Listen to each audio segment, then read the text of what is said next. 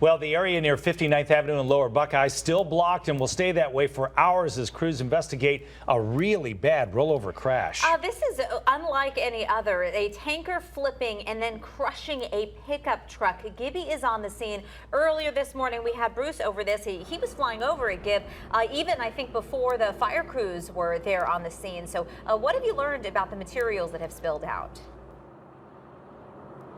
What we're hearing now is that this is the Jet A fuel. This was a tanker taking this to local airports, and it's Jet A fuel that's spilling out here. We understand it's about 100 gallons at this point, but it's continuously spilling at this point. They have crews out here that are trying to stop it. What they're trying to do is the owners of that company are already sending out a second tanker, and they're going to have that tanker pull up, and that's how they're going to get the gas, or the fuel, I should say, into that other tanker. Now, I do have an update on the injuries as well. At first, we were hearing that everybody walked out okay with no injuries. I just spoke with the captain here with Phoenix Fire who treated these patients, 5 in total. They tell us now that that pickup truck that was smashed there by the tanker and the tanker driver, so both drivers of those vehicles were sent in critical condition at this point. They weren't able to update us on why it was critical, but they're telling us that those 2 were critical. The other 3 were fine. As you can see, the third vehicle that came in afterwards and rear-ended them at this point. So